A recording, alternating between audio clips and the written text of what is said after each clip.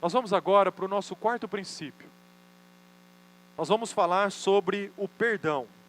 Falamos sobre a confissão, agora nós vamos falar sobre o perdão. Mateus capítulo 6, versículo 14 e 15 diz assim: Seu Pai Celestial os perdoará, se perdoarem aqueles que pecam contra vocês. Versículo 15: Mas se vocês se recusarem a perdoar os outros, seu Pai não perdoará os seus pecados. Junto com o princípio da confissão, nós temos o princípio do perdão. Porque, queridos, o perdão é algo sobrenatural.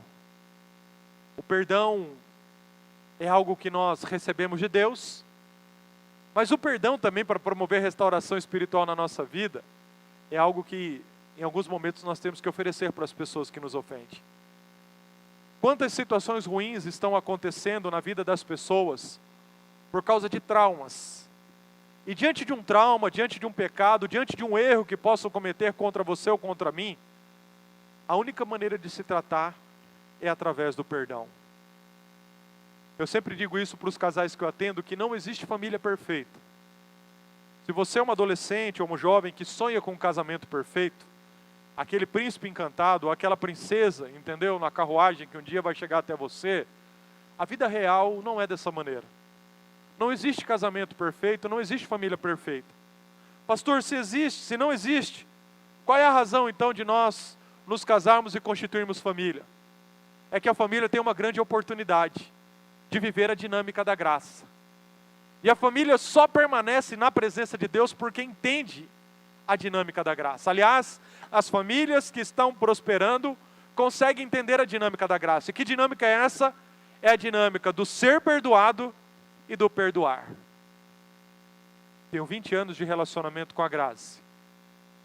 Nesse tempo, em muitos momentos eu ofendi a Grazi, com o meu jeito de ser, com o meu jeito de falar, ou com o meu jeito de fazer algumas coisas. Mas continuo tendo acesso ao coração dela, por quê? Porque nós entendemos lá atrás, quando nós começamos, a importância dessa dinâmica, a dinâmica da graça. Tem dia que eu vou ter que olhar para a Gra e dizendo assim: Gra, por favor, me perdoe. Tem dia que talvez eu vou me sentir ofendido por ela, pelos meus filhos. Deus vai olhar para mim e falar: então, não retenha, perdoe. O perdão, queridos, é algo transformador e revolucionário. Eu quero dizer para você que a nossa sociedade, ela é adoecida. E muitas dessas doenças é por falta desse princípio, pela falta de perdão. Muitos casamentos estão acabando, por quê? Por causa da falta de perdão. Muitas amizades estão terminando, por quê? Por causa da falta de perdão. Muitas pessoas estão em depressão, angústia, tristeza. Estão perdidas, amarradas, por quê? Porque estão retendo esse princípio. A palavra diz assim, olha, seu Pai Celestial os perdoará, se perdoarem aqueles que pecam contra vocês. Nós temos um princípio aqui estabelecido pela palavra de Deus. Que Deus nos perdoa, mas quando nós somos ofendidos, nós não podemos reter esse perdão. Se você retém o perdão, Deus retém o perdão sobre nós. Você conhece o texto? Jesus certa vez ensinou isso: se você traz até o teu altar, ao altar do Senhor, a tua oferta, e se lembra que tem alguma coisa contra o teu irmão tem alguma coisa contra você, que você tem que fazer?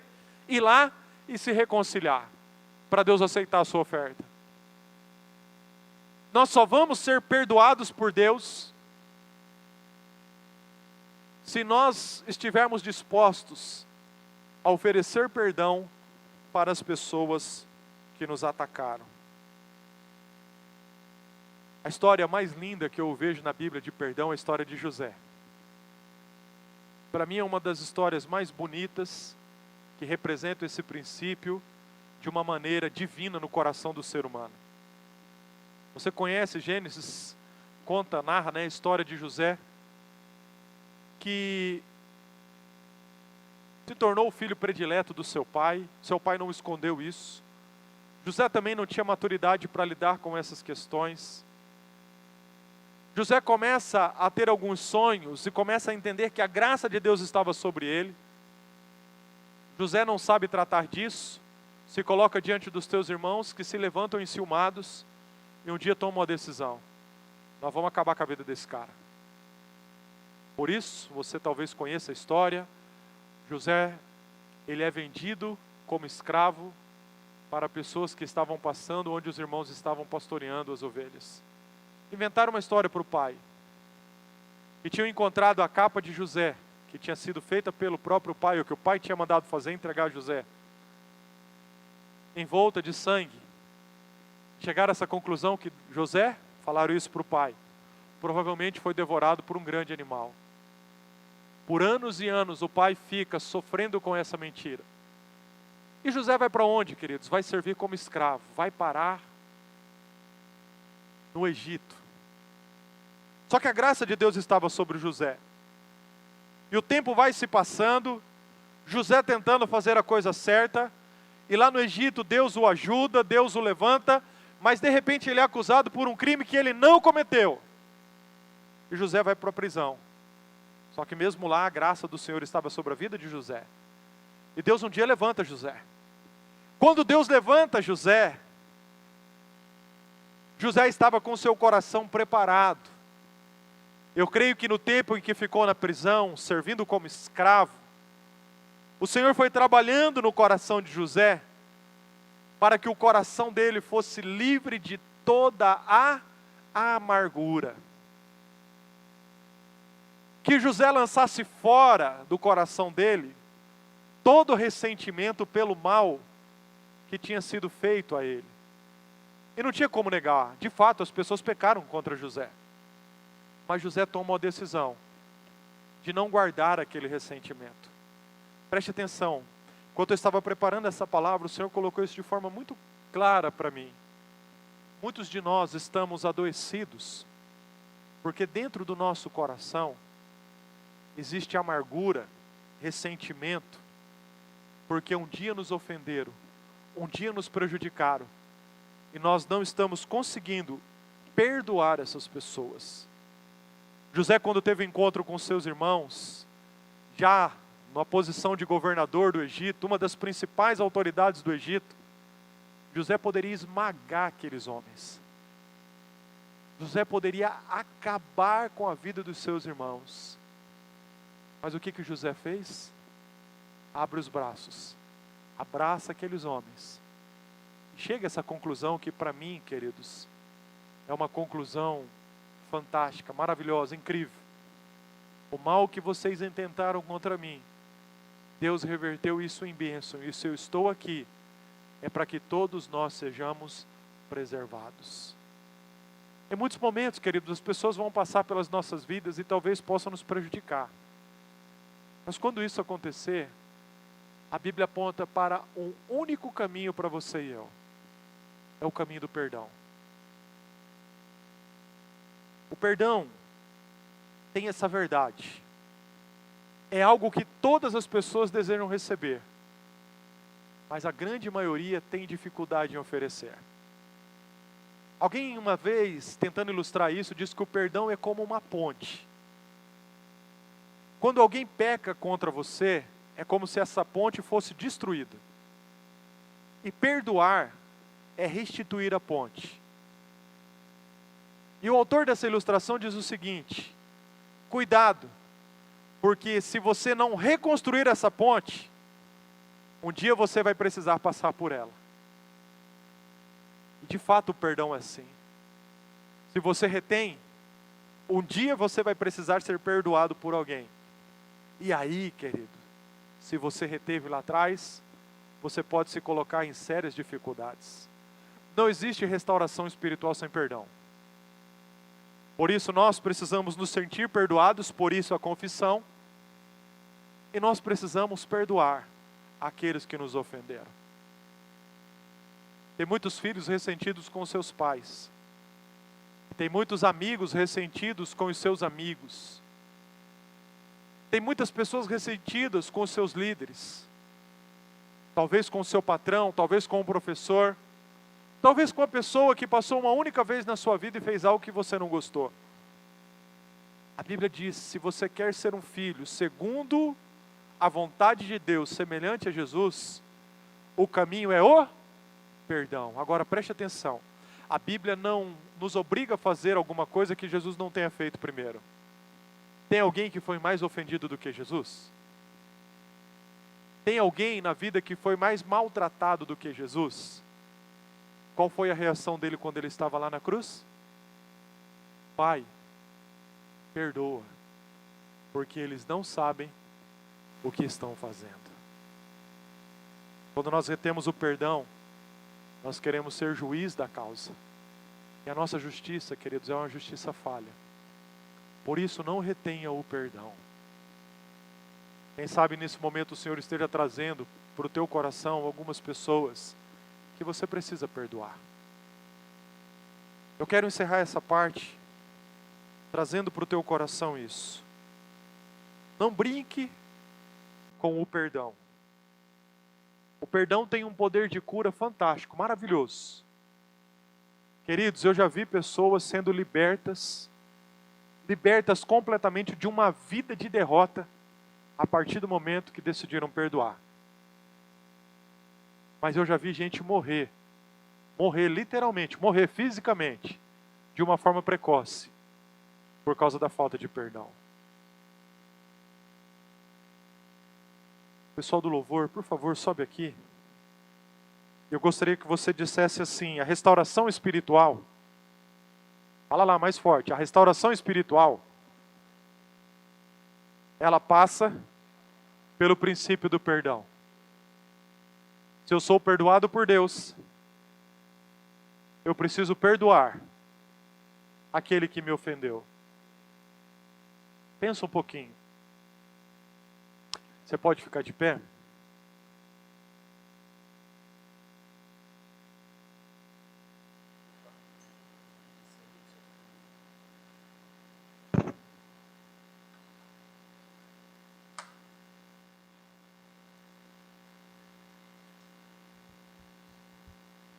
Perdão, querido, não é você negar o que aconteceu com você.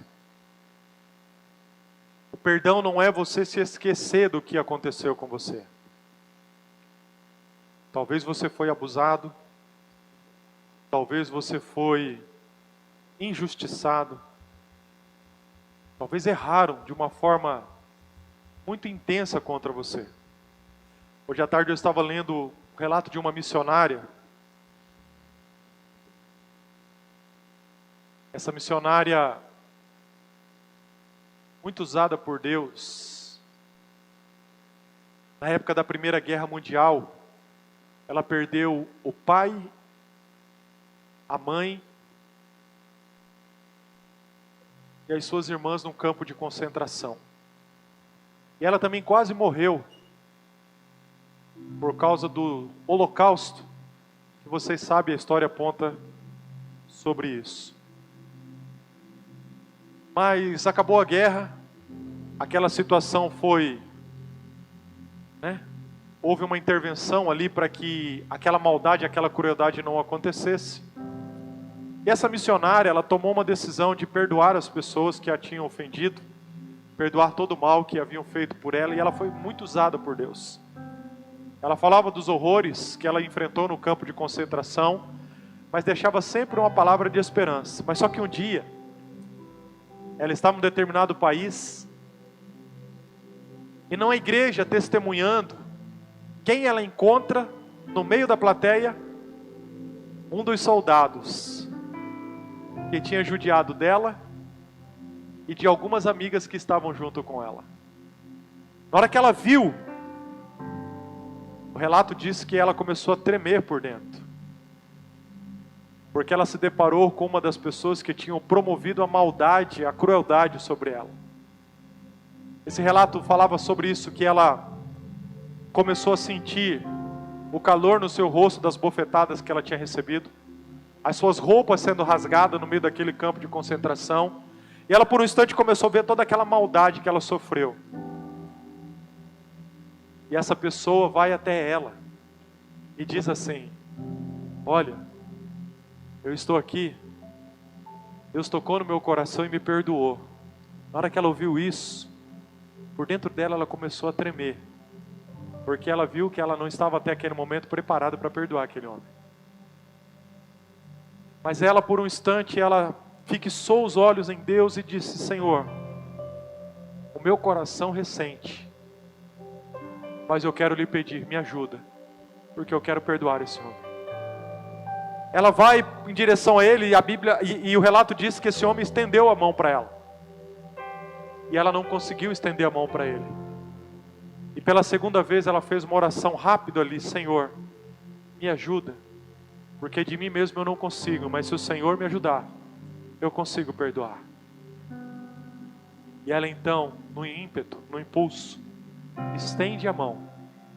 E no momento em que ela estendeu a mão, ela disse que começou como se saísse do coração dela um fluxo de energia, e começou a percorrer o braço e passar para a vida daquele homem. E ali aconteceu algo sobrenatural do Senhor.